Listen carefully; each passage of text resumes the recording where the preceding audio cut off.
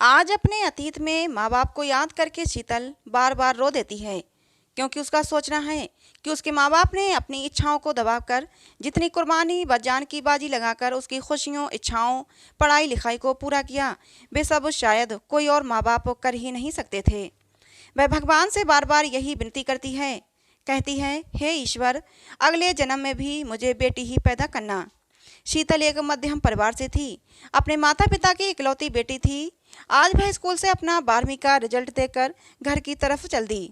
उसने अपने स्कूल का नाम रोशन किया है, क्योंकि कई साल बाद कोई बालिका इतने अच्छे अंकों से पास हुई थी। इसलिए सारे अध्यापक और विद्यार्थी उसे मुबारकबाद दे रहे थे, किंतु उसके चेहरे पर कोई खुशी नहीं थी। वह हामी में सिर हिलाती और आगे बढ़ जाती। बस एक ही बात उसके आगे घूम रही थी कि आगे की पढ़ाई कैसे होगी। शीतल डॉक्टर बनना चाहती थी। पिता की कमाई से तो केवल घर ही चल पाता था। अच्छे स्कूल में पढ़ाने के लिए उसके माँ बाप ने बहुत पापड़ बेले हैं। ये स्कूल इंग्लिश मीडियम था और इलाके में सबसे ऊंचा माना जाने वाला स्कूल। खैर, वह सहमे कदमों से घर पहुंची तो शीतल की माँ रोहिणी ने उसे चूम लिया, क्योंकि उसकी सहेली सुशीला ने पहले ही खबर दे दी थी। माँ के द्वारा चूमने पर बस वह हल्का सा मुस्कुराई और अपने कमरे की तरफ दौड़ गई। माँ उसके मन की बात जान गई कि वह क्यों उदास है। वह कितनी ही खुशी क्यों न दिखाए, माँ उसके मन को जान लेती थी। माँ ने शीतल के पिताजी राम बाबू को फ़ोन पर बताया कि शीतल ने पूरे इलाके के स्कूलों में टॉप किया है, तो उनकी भी खुशी का ठिकाना ना रहा। शाम को वह मिठाई का डिब्बा लेते हुए आए और शीतल और उसकी मम्मी को बाहर रेस्टोरेंट में खाने के लिए बोलने लगे। शीतल पापा को बहुत प्यार करती थी, अतः वह भी खुश हो गई। शीतल एक बहुत ही समझदार लड़की थी। 2 दिन बाद नाश्ते के समय उसने माता पिता से कहा कि वह मेडिकल कॉलेज में दाखिला लेना चाहती है, डॉक्टर बनना चाहती है, कामयाब होकर माँ बाप की मदद और देखभाल करना चाहती है, जिसमें सफल होने पर वह अपने माँ बाप को वह सब खुशियाँ दे सकती है जिसे वह दूसरों के पास देखती थी। ये सुनते ही पापा के चेहरे पर मुस्कान आ गई। उन्होंने शीतल को गले से लगाकर कहा कि बेटा, जैसा तुम्हें उचित लगे वो करो, हम तुम्हारे साथ हैं। इसके बारे में हमें पता करके बता देना। 2 दिन बाद शीतल ने बताया कि सब कुछ मिलाकर करीब 5 लाख तक का खर्चा है। 3 महीने बाद एंट्रेंस एग्जाम होगा, काउंसलिंग होगी, दाखिला होगा, उसके बाद पढ़ाई और फिर ट्रेनिंग। ये सुनकर राम बाबू ने हमें सिर हिलाया। फिर शीतल सोने चली गई। देर रात तक राम बाबू और रोहिणी देवी आपस में ये सलाह मशविरा करते रहे कि कहाँ से आएगा 5 लाख रुपया, क्योंकि राम बाबू की तनख्वाह कुल 20,000 प्रतिमाह थी। उस पर मकान का किराया, खाना पीना, किराया भाड़ा, उनके पास तो कोई चीज़ गिरवी रखने को भी नहीं थी। इसी तरह 1.5 महीना निकल गया और पता ही नहीं चला, किंतु कोई हल भी नहीं निकल पाया। उधर शीतल भी अपने दोस्तों के साथ छुट्टियों में खेलने खाने में मस्त थी। एक दिन राम बाबू अखबार पढ़ते हुए रोहिणी के पास आए। उनके चेहरे पर खुशी थी। अखबार दिखाते हुए बोले, रोहिणी, ये देखो, पैसों का इंतजाम हो गया। रोहिणी ने आश्चर्य से उनकी तरफ देखा, फिर अखबार की तरफ देखा, जिसमें एक अमीर आदमी को एक गुर्दे की ज़रूरत थी। उसके लिए वह 5 लाख रुपये देने को तैयार था। अस्पताल से स्वास्थ्य होने तक का सब खर्चा उसका था। ब्लड ग्रुप राम बाबू से मैच हो रहा था। ये देखकर रोहिणी ने कहा, पागल हो गए हो क्या? अब पैसों के लिए अपनी जान पर खेलोगे? अब कुछ मत कहना रोहिणी, तुम्हें मेरी जान की कसम, बच्चे की पूरी जिंदगी का सवाल है। अब और कोई उपाय भी तो नहीं। फिर एक ही तो गुर्दा देना है, एक तो सलामत ही रहेगा। तुम शीतल बेटी को कुछ नहीं बताना, कहना कि पापा दफ्तर के काम से गए हैं। उस समय शीतल छत पर सो रही थी। रोहिणी की आंखों में आंसू थे। वह कुछ भी नहीं बोल पाई, क्योंकि राम बाबू ने अपनी कसम दे दी थी। अगले दिन राम बाबू ने अपने दफ्तर में 15 दिन के लिए अवकाश के लिए एप्लीकेशन दे दी और दूसरे दिन सुबह रोहिणी और शीतल से विदा लेकर दूर सफ़र के लिए निकल गए। उन्होंने शीतल को कुछ नहीं बताया, सिर्फ यही कहा कि दफ्तर के काम से गए हैं, किंतु चुपके चुपके रोहिणी उन्हें याद करके रोती थी। 15 दिन बाद जब राम बाबू वापस आए तो दरवाज़ा खोलते ही रोहिणी हैरान रह गई। उसने देखा कि रामू बाबू बहुत कमज़ोर हो गए हैं और रोहिणी उसको लिपट कर रोने लगी। शीतल भी गले लगते हुए पूछने लगी कि पापा, आपकी यात्रा कैसी रही? बहुत अच्छी रही बेटा, राम बाबू ने कहा। आप इतने कमज़ोर क्यों हो गए पापा? शीतल ने पूछा। बेटा, वहाँ पर काम काफ़ी ज़्यादा था। राम बाबू ने रोहिणी की आंखों में झांका तो रोहिणी की आंखों में अब भी आंसू थे। राम बाबू अब एक किडनी और दवाइयों के सहारे चल रहे थे। एक दिन शीतल ने पूछ ही लिया कि पापा, आप ये दवाइयाँ किस बीमारी की लेते हो? तो राम बाबू ने ये कहकर टाल दिया कि बेटा, ये तो विटामिन और आयरन की दवाइयाँ हैं जो डॉक्टर ने कमजोरी दूर करने के लिए बताई हैं। खैर, धीरे धीरे सब नॉर्मल हो गया। शीतल ने अपना कोर्स कर लिया था।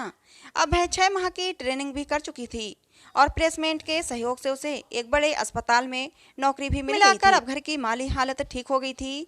5 साल गुजर चुके थे। अब शीतल एक डॉक्टर बन चुकी थी। वो एक ऊंचे पद पर सीनियर डॉक्टर थी। एक दिन राम बाबू गश खाकर जमीन पर गिर पड़े। ये देखकर रोहिणी चिल्लाती हुई भागी। शीतल उस समय हॉस्पिटल जाने के लिए तैयार हो रही थी। वह भी दौड़ती हुई अपने पिताजी को उठाने लगी। राम बाबू को उसी हॉस्पिटल में दाखिला करवाया गया जहां शीतल कार्यरत थी। चेकअप होने के बाद डॉक्टरों की टीम ने पाया कि उनकी एक ही किडनी है जो अधिक प्रेशर के कारण नाकाम होने की कगार पर है और इसके लिए ऑपरेशन 1-2 दिन में ही होना जरूरी था, जिसमें किडनी बदलनी जरूरी है। ये सब सुनकर शीतल के सामने अंधेरा ही छा गया, क्योंकि वह वहां पर सीनियर डॉक्टर थी, अतः उसे धैर्य रखना पड़ा। फिर डॉक्टरों की टीम ने तुरंत इलाज शुरू कर दिया, लेकिन शीतल को हैरानी हो रही थी कि पिताजी की एक किडनी कहाँ गई और जिसकी वजह से ये हाल हुआ है। वह डॉक्टरों को निर्देश देकर वार्ड में बैठी माँ के पास चल पड़ी। माँ उस समय जोर जोर से रो रही थी। माँ के पास पहुंचकर उसने पहला प्रश्न माँ से यही किया कि माँ जी, तुम समझ तो गई होगी कि मैं तुमसे क्या पूछने आई हूँ। पापा का पुराना ऑपरेशन हो रखा है, एक किडनी भी नहीं है, जिसकी वजह से पापा की ये हालत है। मैं जब भी पापा से दवाइयों के बारे में पूछती थी तो वो टाल जाते थे। माँ, अब तो तुम्हें बताना ही पड़ेगा। माँ, मैं एक डॉक्टर हूँ, मुझसे कुछ नहीं छुप सकता। दोनों की आंखों में आंसू थे। माँ ने केवल इतना ही कहा कि बेटी, मैं मजबूर थी। ऐसी क्या मजबूरी थी माँ कि तुम मुझे कुछ नहीं बता सकती थी? बेटी, तेरे पापा ने मुझे कसम दे रखी थी, रोते हुए रोहिणी ने बताया। लेकिन अब तुम नहीं बताओगी तो तुम्हें मेरी कसम। शीतल बोली। नहीं बेटी, ये तूने क्या कर दिया? और रोहिणी दहाड़े मारकर रोने लगी। शांत होने पर रोहिणी ने कॉलेज में दाखिले से लेकर गुर्दे बेचने तक की सारी बात शीतल को बताई। शीतल सुन्न होकर सारी बात सुनती रही और सुनने के बाद धम्म से सोफे पर बैठकर रोने लगी। इतनी बड़ी बात हो गई और मुझे पता भी नहीं चला। धिक्कार है ऐसी पढ़ाई पर जो अपने पापा की जान पर खेलकर की जाए। माँ, पापा ने तो आज तक मुझे कुछ भी मना नहीं किया, पर अगर इंतजाम नहीं हो पाया तो तू तो खुलकर मुझे बता सकती थी ना माँ। मैं किसी अच्छी जगह कोई छोटी मोटी जॉब करके काम चला लेती, साथ ही पापा की मदद भी करती। माँ, मैं तो बच्ची थी, पर तू तो मुझसे भी छोटी हो गई थी, कहकर शीतल फूट फूट कर रोने लगी। माँ ने उसके कंधे पर हाथ रखा और कहा कि बेटी, जिस मकसद से तेरे पापा ने अपना अंगदान किया है, वो मकसद अब पूरा हो गया। अब तेरी बारी है। बेटी, उनकी इस कुर्बानी को व्यर्थ मत जाने दे। जो कर सकती है कर। तू मेरा चेकअप कर और मेरा गुर्दा पापा को लगा दे। नहीं माँ, ऐसा नहीं हो सकता। तुम्हारा ब्लड ग्रुप भी मैच नहीं करता। मैं ही पापा को अपना गुर्दा दूंगी, क्योंकि मेरा और उनका ब्लड ग्रुप एक ही है। अब मैं पापा को देकर आती हूँ, काफ़ी देर हो गई। ये कहकर शीतल चली गई। वहीं एक बिस्तर पर एक मरीज नरेंद्र, जो ब्रेन ट्यूमर से पीड़ित था, वह काफ़ी देर से उनकी बातें सुन रहा था। उसने रोहिणी को पास बुलाया और बोला कि बहन, एक बात सुनो, मैं जिंदा लाश हूँ। इस बच्ची को तो पता है मुझे ब्रेन ट्यूमर है, चंद दिनों या घंटों का मेहमान हूँ। अगर मेरा एक भी गुर्दा भाई साहब के काम आ जाता है तो मैं ये समझूंगा कि मेरी कुर्बानी सफल हो गई। मेरा कोई भी नहीं है, बस इसी बहाने मुझे तुम्हारे रूप में बहन मिल जाएगी। रोहिणी कुछ बोल नहीं वाली थी कि उस सज्जन ने रोक दिया और कहा कि नहीं बहन, मना मत करना। बच्ची को बोलो कि तैयारी करे। मैं ऑपरेशन के लिए साइन करने को तैयार बैठा हूँ। बहन, मरने से पहले तो मुझे राखी बांध देना और अपने हाथों के गरम गरम आलू के पराठे खिला देना, जो मेरी बहन बहुत पहले करती थी। उसकी कैंसर से मौत हो गई है। ये कहकर वह सज्जन रो पड़ा। रोहिणी ने उसके आंसू पोंछे और स्वयं भी रोने लगी। बोली, नहीं भैया, तुम्हें कुछ नहीं होगा। नहीं बहन, मेरे पास वक्त तो बहुत कम है, मेरी मौत तो अटल है। अब शीतल भी पापा को देखकर वापस आ गई थी। रोहिणी ने शीतल की तरफ देखा तो उसने हामी भर दी कि हाँ माँ, इनका केस बहुत क्रिटिकल है। शाम को रोहिणी मुंह बोले भाई के लिए राखी और आलू के पराठे भी लेकर आई। पहले तो रोहिणी ने भाई को राखी बांधी, दोनों के आंसू एक साथ छलक उठे और दोनों गले लगकर खूब रोए। शीतल पास ही खड़ी थी, बोली, मामा जी, मुझे नहीं पता था कि ऐसे मोड़ पर मेरी मामा से भेंट होगी, क्योंकि मम्मी के भी कोई भाई नहीं है। सब रो रहे थे, फिर सबने साथ साथ खाना खाया। आलू के पराठे मेरी पसंद हैं, जो मेरी बहन मुझे बड़े चाव से अपने हाथों से खिलाती थी, कहकर उसने रोहिणी का हाथ पकड़कर टू को अपने मुंह में ले लिया। इस तरह कहकर और हंसने लगा। फिर सबकी हंसी छूट गई। खाना खाने के बाद सब बातें करते रहे और एक दूसरे के बारे में जानते रहे। अब रात के 12 बज चुके थे। नरेंद्र बोले कि शीतल बेटा, जाओ ऑपरेशन के कागज ले आओ, मैं अपनी किडनी भाई साहब के नाम लिख दूं, क्योंकि मेरा ब्लड ग्रुप भी ओ पॉजिटिव है, इसलिए कोई दिक्कत नहीं होगी। ना चाहते हुए भी शीतल को वो पेपर लाने पड़े और नरेंद्र ने पेन और पेपर पकड़कर लिखना शुरू किया।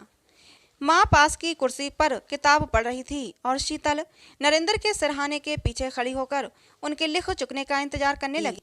काफ़ी देर हो गई, तब शीतल ने पूछा, मामा जी, आपने लिख दिया? कोई जवाब नहीं आया तो शीतल ने उन्हें हिलाकर दोबारा पूछा। हिलाने पर वो एक और को लुढ़क गए। उनके प्राण पखेरु उड़ चुके थे। शायद उनके प्राण इस भले कार्य के लिए ही अटके हुए थे। ये देखकर माँ और शीतल दोनों रोने लगे। माँ उन्हें संभालने लगी। शीतल दौड़कर दूसरे डॉक्टरों को बुलाने गई। डॉक्टर ने आकर उनको चेक किया और उनकी मौत की पुष्टि कर दी। शीतल को अभी तो एक मामा मिला था और अब वो भी इस दुनिया से जा चुका था। उसके मामा तो नहीं रहे, लेकिन उनके पिताजी को जीवन दान देकर गए थे।